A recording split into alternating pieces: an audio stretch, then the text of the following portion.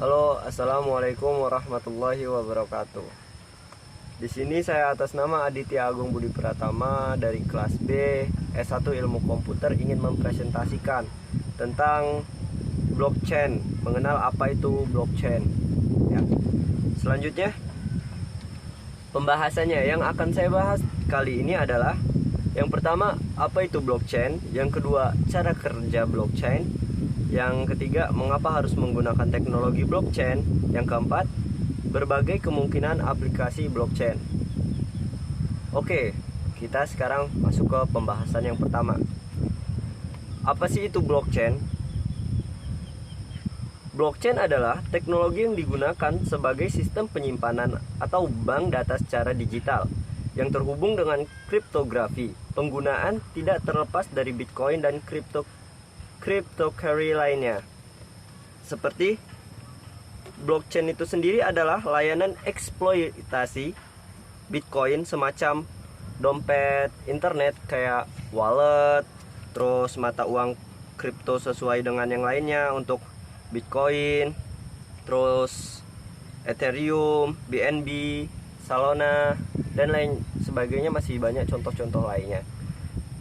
Oke, untuk ke pembahasan yang selanjutnya.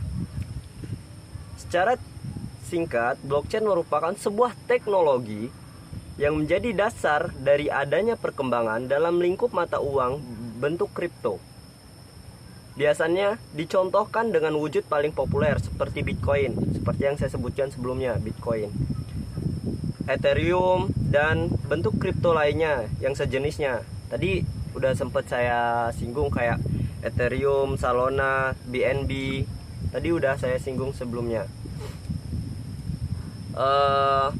Perlu diketahui juga bahwa fungsi atau kegunaan dari blockchain tidak hanya berfungsi untuk menjadi mata uang kripto saja, akan tetapi juga difungsikan menjadi suatu yang berguna di berbagai bidang lainnya, seperti bidang digitalisasi dan bidang teknologi. Jadi kita itu bisa diibaratkan bisa interaksi kayak langsung peer to peer gitu. Nah, gitu.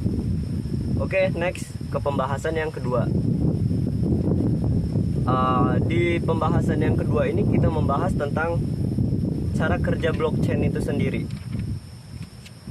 Udah ngerti belum sih kita itu bagaimana cara kerjanya blockchain?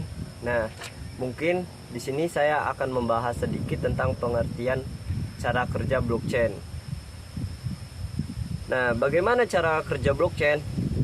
Di sini nanti akan saya tampilkan 1, 2, 3, 4, dan 5 cara kerja blockchain ya. Yang pertama itu sendiri, transaksi yang masuk diarahkan ke jaringan peer-to-peer yang dikenal sebagai node. Nah, kan tadi saya udah bilang yang di sebelumnya, bahwasanya transaksi blockchain itu dia transaksi peer-to-peer tanpa adanya pihak ketiga. Jadi kita langsung transaksi gitu, nggak ada yang perantara pihak ketiga. Jadi insyaallah aman gitu. Cara kerjanya itu kayak teknologi peer-to-peer di mana informasi integratisnya dilindungi.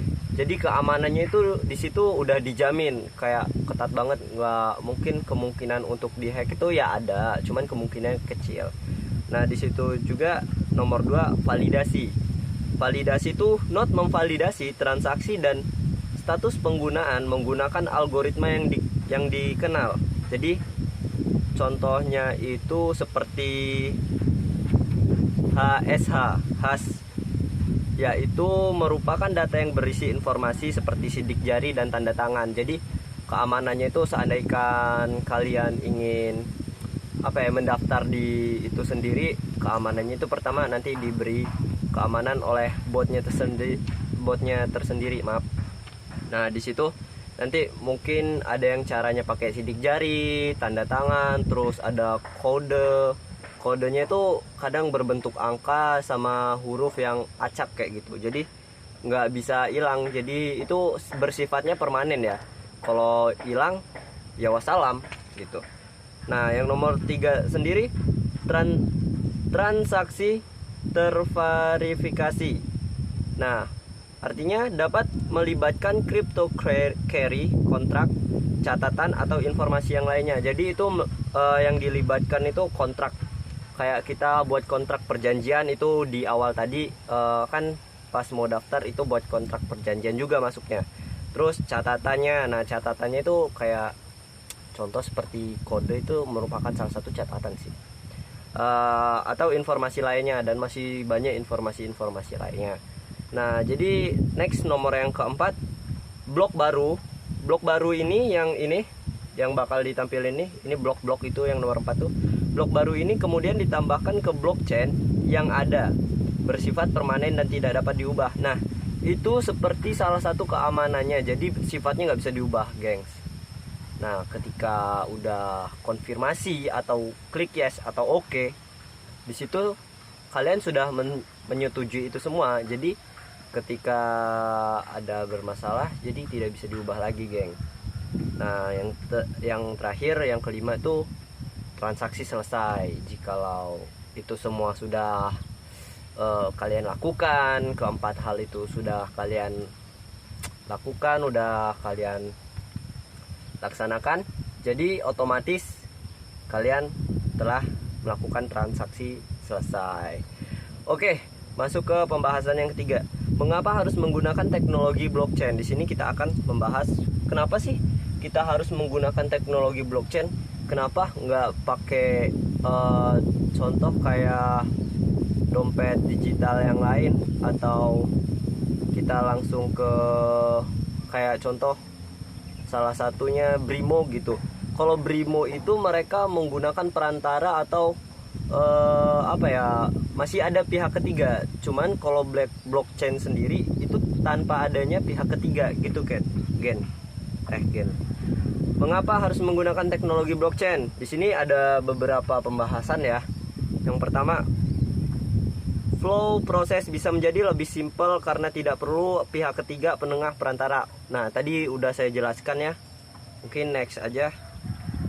Waktu proses akan menjadi lebih singkat. Nah jadi prosesnya itu akan lebih singkat karena tanpa adanya pihak ketiga tadi, geng. Kalau ada pihak ketiga kadang kan harus konfirmasi ke ini dulu, konfirmasi ke ini dulu. Jadi kalau peer to peer itu sendiri, dia langsung dua, sini ngomong gitu. Oke. Biaya akan jauh lebih murah. Nah kalau kita transaksi itu kan, kalau langsung tuh ibarat nggak ada ambil untungnya. Jadi kalau kayak ada pihak ketiga itu pasti ngambil untung. Jadi kalau tanpa ada pihak ketiga, kemungkinannya itu lebih rendah gitu. Untuk kalau transaksi uangnya itu lebih, biasanya kalau ada pihak ketiga, contohnya pihak ketiga ini ngambil untung 1.000. Nah tanpa ada pihak ketiga nggak ada gitu 1.000-nya gitu. Next, distribution network menjadi sistem lebih aman dan tidak bisa dihack. Jadi keamanannya itu sudah terjamin sekali ya. Di sini dijelaskannya tidak bisa dihack. Kalau menurut saya sih masih ada kemungkinan bisa dihack, cuman kemungkinan itu sangat amat kecil sekali. Adapun bisa, ya itu sungguh hebat sih hackernya. Next lagi, data lebih aman karena disimpan dalam bentuk hash sehingga tidak bisa dirubah, di-delete atau dikembalikan seperti semula. Nah, dalam bentuk hash tadi saya juga sudah membahas di yang awal. Itu apabila kita sudah melakukan persyaratan-persyaratannya, itu tidak bisa lagi dikembalikan atau di-delete. Jadi itu bersifatnya permanen ya, geng. Oke. Next, privasi lebih terjamin karena konsep kriptografi. Privasi kita lebih dijamin di situ, keamanan kita lebih dijamin, data-data kita lebih dijamin. Nggak kayak kemarin. Ya itu. Oke, next lagi, data mudah ditelusuri atau auditable. Jadi data kita itu mudah untuk kita gunakan sendiri, nggak terlalu belibet, bahasanya nggak terlalu belibet, jadi mudah untuk kita kontrol sendiri. Oke, next lagi, borderless dan mudah dikoneksikan dengan sistem existing. Jadi sistemnya itu mudah untuk dikoneksikan di mana saja asalkan ada jaringannya. Syaratnya ada jaringannya. Oke, masuk ke pembahasan yang keempat. Berbagai kemungkinan aplikasi blockchain. Ya, next. Berbagai kemungkinan aplikasi blockchain. Yang pertama, smart contract. Mendefinisikan kontak antara dua pihak atau lebih yang secara otomatis akan dieksekusikan jika kondisi tertentu dipenuhi. Jadi kondisi-kondisi tertentu, ada kondisi-kondisi tertentu yang harus kalian penuhi. Yang kedua, the sharing economy. Interaksi langsung untuk berbagai macam transaksi tanpa intermediary. Jadi interaksinya itu ya tadi peer to peer tanpa adanya pihak ketiga. Terus next, crowdfunding, pengumpulan data dari peserta atau kerumunan. Jadi data-datanya itu dikumpulkan supaya bisa diproses.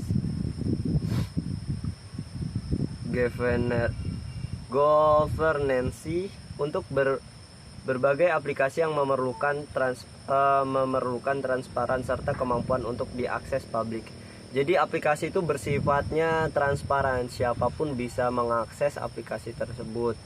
Jadi kita itu yang menggunakannya itu sifatnya transparan. Kita tahu kinerjanya bagaimana, tahu isinya bagaimana. Jadi tak ada lah yang kata namanya kebohongan. Mungkin di masa depan kita kan sekarang ada di era website 2.0, dimana keamanan itu masih gampang dilacak kayak gitu. Mungkin ketika nanti web 3.0 itu sudah muncul, yang bakal digunakan dompet-dompet digital seperti wallet, BNB dan Salona yang lainnya itu bakal lebih worth it sih. Oke. Terus supply chain auditing, memastikan bahwa transaksi tidak ada perubahan. Transaksinya itu nggak akan ada perubahan, jadi nggak bisa diutik-utik bahasanya gitu. File storage, desentralisasi, menyimpan file seperti BitTorrent. Jadi file itu akan disimpan secara aman di BitTorrent itu tadi. Prediction market, banyaknya node menyebabkan data semakin banyak sehingga memungkinkan prediksi yang lebih baik. Jadinya walaupun data itu yang kita kirim semakin banyak, jadi tingkat keprediksiannya itu baik. Kalau sekarang kan banyaknya data, terus semakin banyak data yang dikirim, itu memungkinkan keamanan itu rentang. Tapi di sini sendiri banyaknya node menyebabkan data yang semakin banyak sehingga memungkinkan prediksi lebih baik. Walaupun data Anda lebih banyak, data Anda sedikit, tidak mempengaruhi keamanan. Jadi keamanan atau defense di situ sudah terjamin ya. Jadi kalian tidak perlu takut lagi.